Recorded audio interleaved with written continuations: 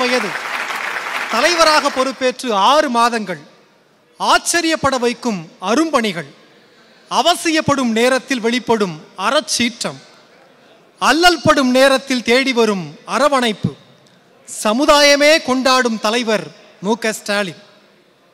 இம்முறை தலைவர் கலைஞரின் உச்சி முகர்தல் போன்ற உணர்ச்சிமிகு காட்சிகள் தலைவர் ஸ்டாலினுக்கு இல்லாமல் போயிருக்கலாம்.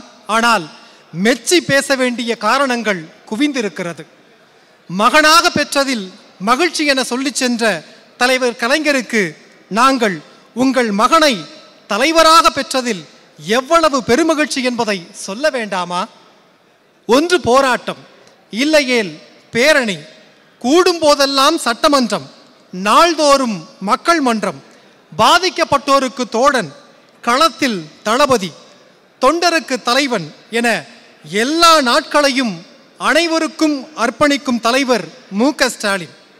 ஸ்டாலின் அவர்களுக்கு நாங்கள் வாழ்த்துக்கள் சொல்ல போவதில்லை.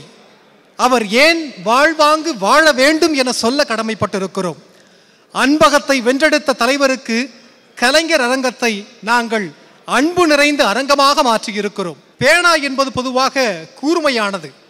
ஆனால் சிலர் பிடிக்கும் போது மட்டும்தான் அது நேர்மையானதாக நெறிப்படுகிறது.